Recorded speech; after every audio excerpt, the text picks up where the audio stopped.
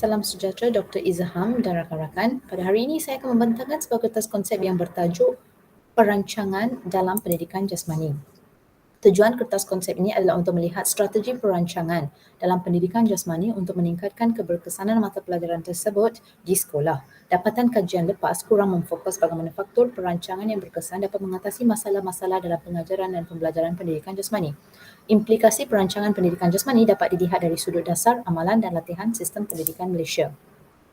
Bidang pendidikan jasmani yang distruktur sistematik dapat menyediakan visi yang unggul untuk pendidikan jasmani dan sukan selain melahirkan murid yang penuh sinergi dan persekitaran meriah.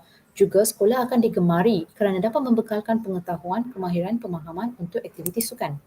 Menurut Nat pada tahun 1992, dalam teorinya, teori perubahan terancang terdapat 5 fasah dalam perubahan terancang iaitu perumusan, pembangunan konsep, perincian, penilaian dan implementasi.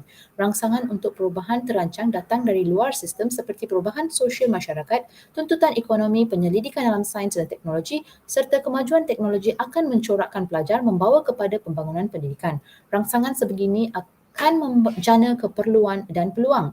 Keperluan dan peluang yang menjadi syarat untuk berubah seterusnya merangsangkan organisasi untuk melakukan tindakan perubahan yang harus mengambil kira orang berkepentingan.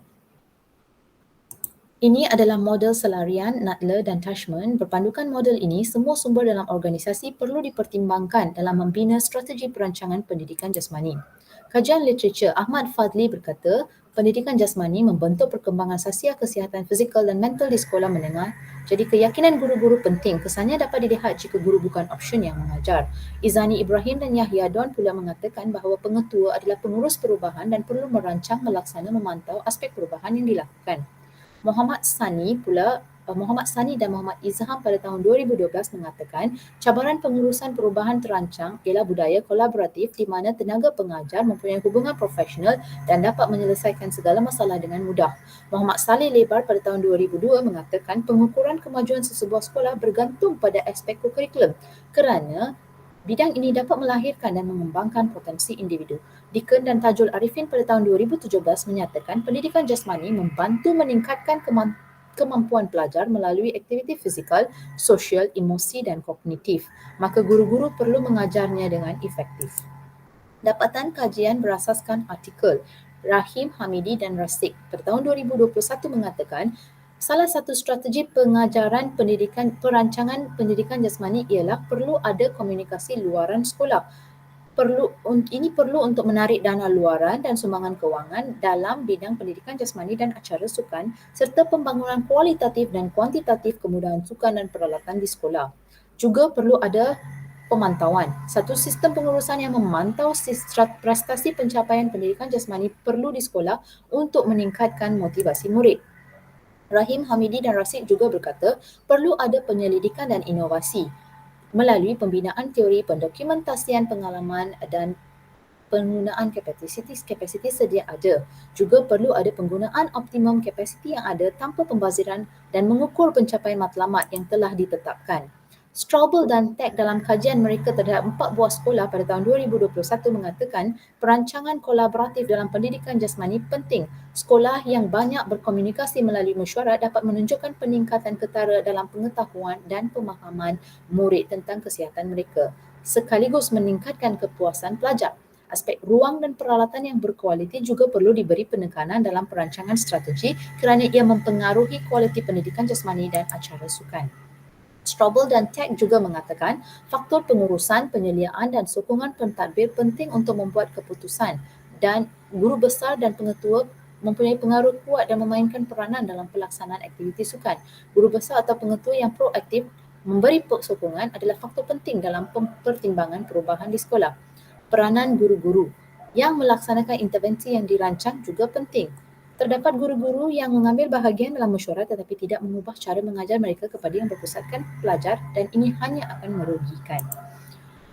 Perbincangan dapat dirumuskan terdapat 4 faktor atau strategi dalam perancangan pendidikan jasmani. Pertamanya, perlu ada komunikasi dalaman dan luaran kerana ini dapat menarik modal sekaligus dapat menetapkan kepentingan dalam sesebuah organisasi melalui mesyuarat dalaman.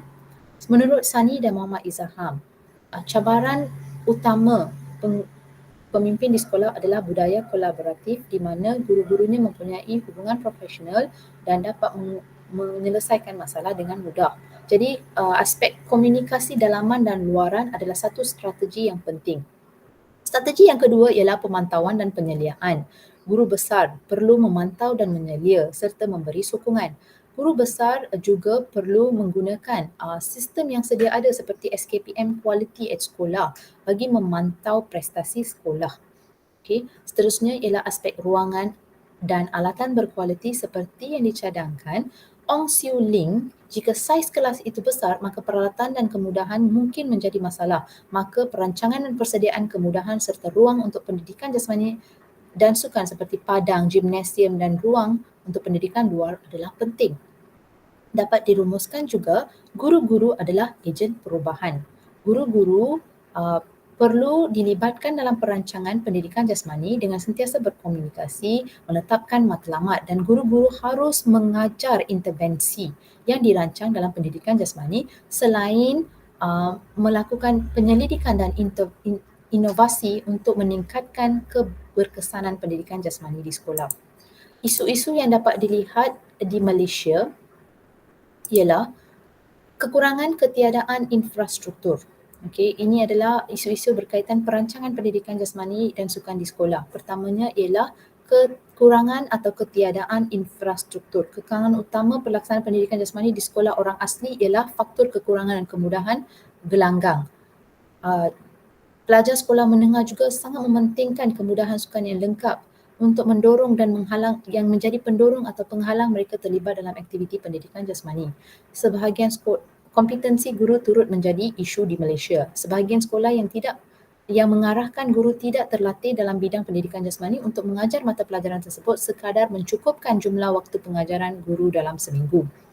Ada yang mempunyai persepsi negatif terhadap pendidikan jasmani yang melihatnya kurang penting dan menghentikan pengajaran kelas pendidikan jasmani serta menggantikannya dengan mata pelajaran peperiksaan yang lain, terutamanya yang wajib lulus seperti Bahasa Malaysia dan Sejarah apabila penggal kedua persekolahan bermula. Kerana subjek ini tidak dinilai dalam SPM. Dan terdapat juga kajian Ismail dan Muhammad pada tahun 2015 yang mengatakan pendidikan jasmani terutamanya di sekolah menengah kurang diminati pelajar kerana tidak mempunyai nilai akademik. Seterusnya ialah kerana birokrasi yang menjadi masalah di sekolah. Menurut Sufian Hussein 2001, birokrasi dan arahan daripada pihak atasan tidak dapat menyelesaikan isu atau perkara yang dihadapi di sekolah berkenaan. Keputusan yang boleh diselesaikan pada peringkat sekolah terpaksa ditangguhkan kerana menunggu persetujuan daripada pihak atasan. Kerana birokrasi ini sepatutnya ditukarkan kepada budaya kolaboratif. Jadi di sini dapat dilihat implikasi terhadap sistem pendidikan Malaysia dari aspek perancangan pendidikan jasmani dan sukan di sekolah. Strategi perancangan yang dicadangkan dapat memberi implikasi kepada pelaksanaan dasar satu murid satu sukan di sekolah yang dikenalkan oleh Kementerian Pendidikan Malaysia pada 2011 bertujuan memberi galakan serta mewajibkan penglibatan murid dalam aktiviti sukan. Asas kepada dasar ini adalah pelaksanaan mata pelajaran pendidikan jasmani yang berkualiti di sekolah. Segala sumber mata pelajaran pendidikan jasmani hendaklah diguna sama bagi pelaksanaan dasar ini. Strategi perancangan yang dicadangkan juga diharap memberi implikasi kepada Institusi Aminuddin Baki, bahagian profesionalisme guru dan 27 institut perguruan di Malaysia yang berfungsi memberi latihan kepada pemimpin sekolah, guru dan bakal guru supaya berkaliber dalam memastikan pendidikan jasmani dirancang dan dilakukan dengan cekap di sekolah serta membina inovasi dan penyelidikan yang berterusan dalam peningkatan pengajaran pendidikan jasmani. Strategi perancangan yang dinyatakan turut diharap memberi implikasi kepada amalan birokrasi di sekolah. Walaupun pengurusan secara hierarki masih diamalkan, diharap budaya kolaboratif dikembangkan dengan memberi perhatian kepada peningkatan penglibatan ahli organisasi dalam membuat keputusan bagi memperkasa strategi perancangan. Kesimpulannya, perancangan dalam pendidikan jasmani dapat meningkatkan keberkesanan mata pelajaran ini dalam meningkatkan potensi individu bagi mencapai aspirasi negara. Sekian, terima kasih.